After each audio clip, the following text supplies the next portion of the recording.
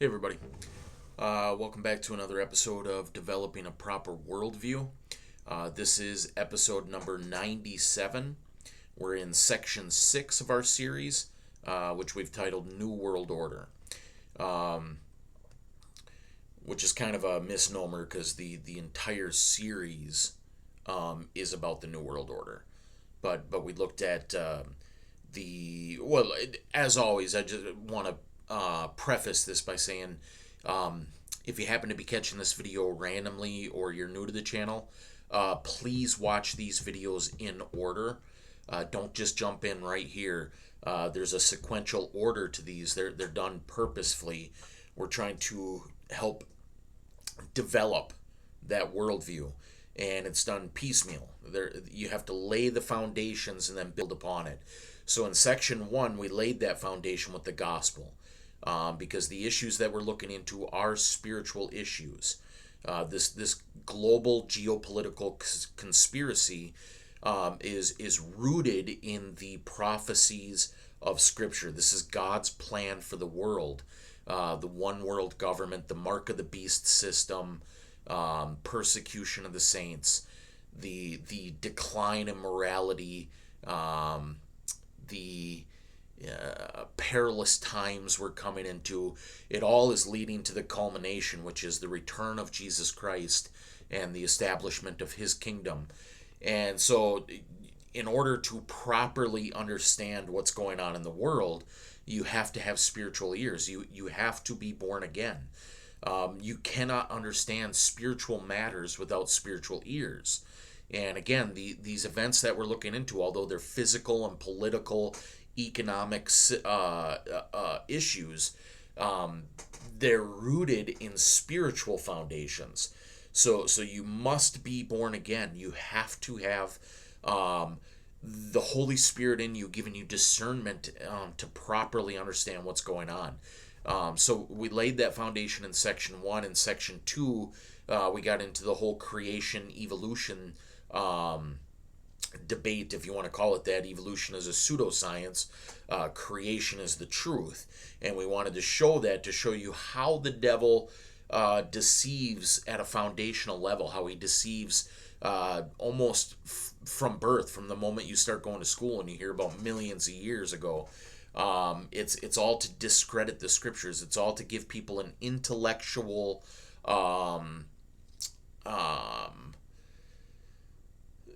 just lever that they can cleave to.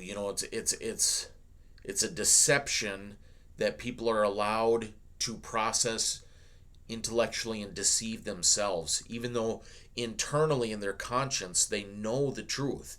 The scriptures tell us that they suppress the truth in unrighteousness. People know there's a creator God, but they don't want that to be true, and evolution gives them an out, something that sounds logical and reasonable that they can cling to, but is actually a lie. It's a deception that's pushed upon the world through propaganda. And so we exposed that in section 2. In section 3, we looked at the American Empire, because it's my belief that America is the driving force of this New World Order system. America is the muscle and the might that is bringing this beast system to fruition. And we learned how occultists have viewed it that way as well, going back to like Francis Bacon and Benjamin Franklin and so on and so forth. So we learned that with the American Empire series. And then in part 4, we looked into the 9/11 conspiracy. Just because in my life I feel like that's the trigger point. That's the moment where things accelerated, where we moved into the end game, so to speak. And in part 5, we looked at martial law and the technocratic military authoritarian system that's in place, through which they'll be able to enforce this martial law. They'll be able to enforce the mark of the beast. They'll be able to enforce this one world system through their technology and their might. And then section 6, which is what we're in right now, we titled New World Order. and it's just getting into the overarching plan. What is their goal? What are the key points of this system? What do they hope to achieve? And that's what we're looking at. And we're on the documentary called Invisible Empire. We're already about an hour and a half into it. There's about an hour left, and I want to try to get through that tonight here. So I'm going to keep this introduction short. Um, we started here recently to look at world events before jumping into the video, just because I wanted to have something for an introduction to post on YouTube, and then the rest of the video you have to watch on Rumble because YouTube censors their stuff. They've been taking down a lot of my videos. Still, right now, it's like they have people that must snitch because they'll all of a sudden I'll get a notice that they removed a video from 2 years ago, and it's like, why now? Obviously, somebody, some leftist minded person must have watched it and got offended at something and reported. They sent me a thing where they mark the point where they say there was medical misinformation. And so I went and watched it, and there was no medical misinformation. I'm sitting there like, what are they talking about? And so I appealed it, pointed out there's nothing here. I'm not giving medical advice. I'm not telling anybody medical. I don't even mention anything medical in the part that you say there's something mentioned. And they denied the appeal. And it's like, what is going? We know it's a controlled system. It's obviously owned by organizations or people that lean left, and so they're offended by the truth.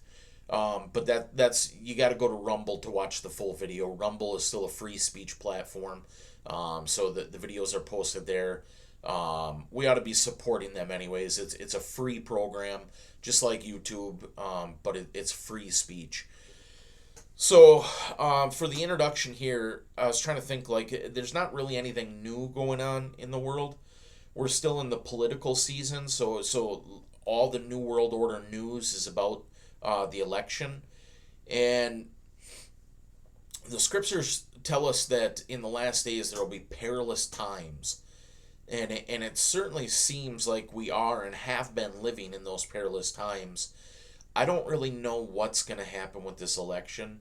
I've mentioned on previous videos how confusing it is that the powers that be, why they're allowing Donald Trump, who seems to be in opposition to them, why they're allowing him into this position. And I theorize that it's to stir up division in the country. It's to create chaos. They thrive off of chaos. It's one of the most important things that you can learn about the New World Order system is order out of chaos. Order ab chao, as the Freemasons put it. And the idea is that when there's chaos, it's easy to take power. It's easy to snatch up power. When people are scared and frightened, they look to leaders to solve the problem. And so the people in power recognize that. And so they'll either create chaos or wait for chaos to kick off and then capitalize on it. They certainly use their propaganda media to stir up that fear, to foment that fear. And so I think that's probably why they're allowing Trump. I mean, it makes the most sense to me. So as far as the election goes, I don't know which way it's going to go. Either way, I don't see it being a good thing. I think if they put Trump into power, if they allow Trump to come into power, I think they'll probably, and this is just speculation, but I think they'll probably collapse the economy, or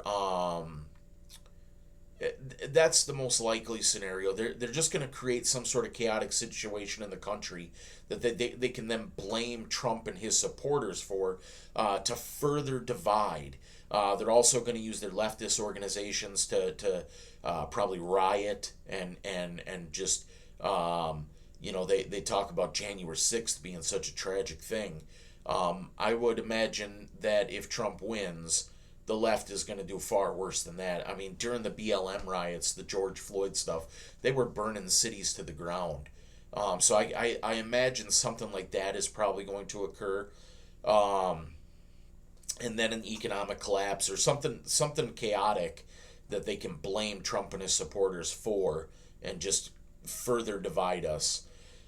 If they bring Kamala, or Kamila, as I like to call her, if they bring her into power, um, yeah, I don't know. I don't know. There's probably just going to be more socialization of our government. There's going to be more and more elimination of freedoms.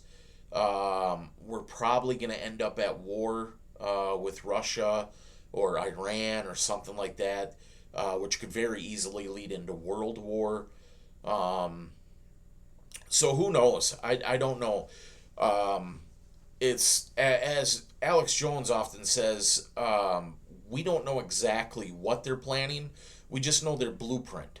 We know their game plan. We know their end goal, and we know their modus operandi. We know how they typically operate. And again, that order out of chaos is the fundamental thing.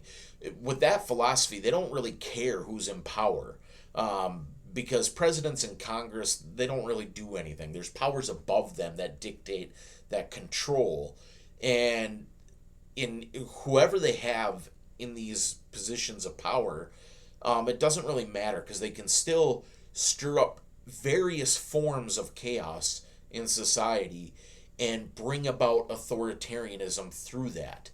Every time there's something chaotic, the government takes more power. And it's just this, usually it's a slow piecemeal system. Lately they've been acting a lot quicker. There's been more aggressive anti-freedom movements. There's been more aggressive authoritarianism. And part of it is that 2030 has become their new end date. They always move the goalpost, and I've discussed that before. Like they wanted this system in place by 2000. And I'm sure when they first set up the UN back in the 40s, they wanted it even before then. But they usually will test the waters and see how much authoritarianism they can safely do, how much they can safely get away with without society rebelling. And so they'll do that through test programs, through case studies. They'll run surveys amongst the populace to see to gauge the temperature. What are people willing to accept? And then they move forward slowly, and then every once in a while a huge chaotic event happens, and they're able to take giant steps because then people are in a panic and they announce, hey, this is the only way we can keep you safe. We got to do this. We got to do this. And they move things forward. But lately, and so they had an end date of 2000, then they moved it to 2020, I think it was.